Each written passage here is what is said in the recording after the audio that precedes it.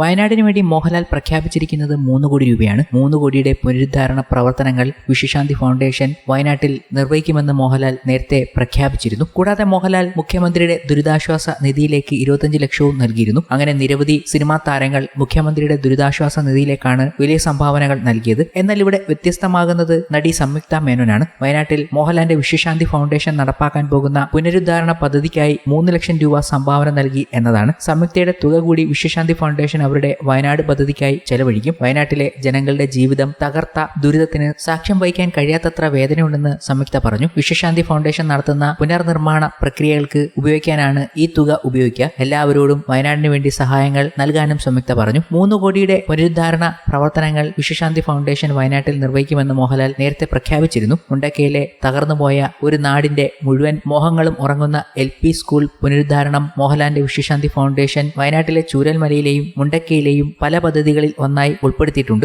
മോഹൻലാലിന്റെ മാതാപിതാക്കളുടെ പേരിൽ സാമൂഹ്യ സേവനം നടത്താൻ വേണ്ടി രൂപീകരിച്ച ഫൗണ്ടേഷനാണ് വിശ്വശാന്തി ഫൗണ്ടേഷൻ. ഈ നാടുമായി എനിക്ക് അടുത്ത ബന്ധമുണ്ട്. പണ്ട് ഇവിടെ ഞങ്ങൾക്കൊരു സ്ഥലമുണ്ടായിരുന്നു. സങ്കടകരമായ കാഴ്ചയാണ് കുറച്ചു ദിവസങ്ങളായി കാണുന്നത്. ഒരുപാട് പേർക്ക് ഉറ്റവരെയും ഉടയവരെയും വീടും ഭൂമിയുമെല്ലാം നഷ്ടപ്പെട്ടു. ആർമിയും പോലീസും ദുരിതാശ്വാസ പ്രവർത്തകരും സന്നദ്ധ സംഘടനകളും ആരോഗ്യ പ്രവർത്തകരും ജനങ്ങളും എന്തിന് ഒരു കല്ലെടുത്ത് മാറ്റിവെച്ച കുട്ടി പോലും നടത്തുന്ന രക്ഷാപ്രവർത്തനങ്ങൾ കയ്യടി അർഹിക്കുന്നു. വിശ്വശാന്തി ഫൗണ്ടേഷൻ 3 കോടി രൂപ ഇപ്പോൾ നൽകാൻ ഉദ്ദേശിക്കുന്നു. ഉരുൾപൊട്ടലിൽ നശിച്ച മുണ്ടക്കൈ LP സ്കൂൾ പുതുക്കി പണിയും. വയനാട്ടിലെ ദുരന്തഭൂമി സന്ദർശിച്ച ശേഷം മോഹൻലാൽ പറഞ്ഞതിങ്ങനെയാണ്. 3 ലക്ഷം രൂപ സംഭാവന ചെയ്ത് മോഹൻലാലിന്റെ ഈ വിശാല പദ്ധതിയുടെ ഭാഗമാകുകയാണ് നടി സംയുക്ത മേനോനും.